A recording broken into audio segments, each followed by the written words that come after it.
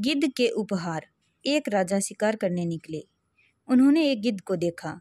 यह एक विशाल गिद्ध था और उसने पंख तो इतने लंबे थे कि उनकी छाया में कई लोग खड़े हो सकते थे।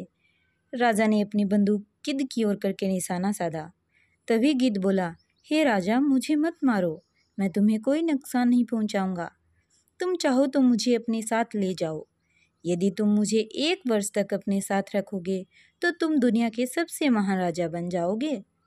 राजा को गिद्ध की बात पर विश्वास तो नहीं था, फिर भी उन्होंने सोचा कि एक बोलने वाले गिद्ध की बात मानकर देख लेनी चाहिए।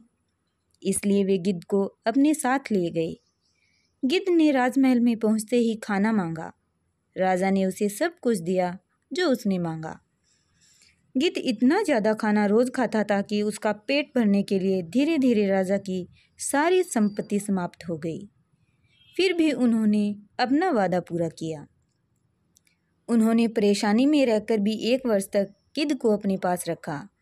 1 वर्ष पूरा होने पर गिद्ध ने कहा, अब समय आ गया है कि मैं तुम्हें तुम्हारा इनाम दे दूं।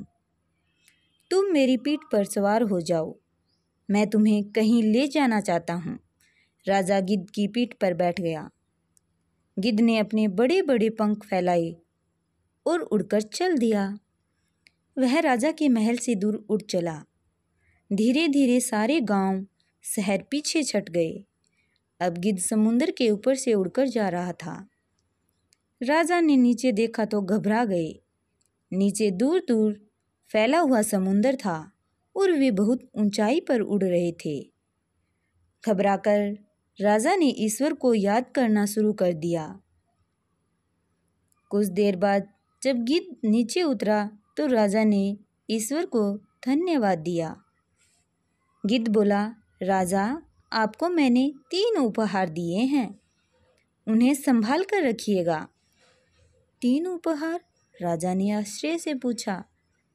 जी हाँ, 3 उपहार। मैंने आपको 3 बातें सिखाई हैं, वही हैं मेरे 3 उपहार। पहला उपहार दयालु होना, दूसरा उपहार अपना वचन निभाना और तीसरा उपहार ईश्वर की शक्ति पर विश्वास करना। अपना सब कुछ गंवाकर भी आपने अपना वचन निभाया। मेरी प्रार्थना सुनकर मुझ पर दया की और मुझे नहीं मारा और कठिन समय में आपने ईश्वर पर विश्वास किया। अब आपके पास एक अच्छा राजा बनने के सारे गुण हैं। आप अपने महल में वापस जाइए और प्रजा की सेवा कीजिए। राजा जब अपनी राजधानी में वापस लौटे तो उन्होंने देखा कि उनकी वह सारी धन दौलत जो गिद्ध को पालने में खर्च हो गई थी वापस लौट आई है। यह ईश्वर का चमत्कार ही तो था। उन्होंने गिद्ध के रूप में अपने किसी दूत को भेजा था। राजा ने कई वर्षों तक राज्य किया। उनकी प्रजा सदा सुख से रही क्योंकि उनके राजा एक अच्छे और नेक राजा थे।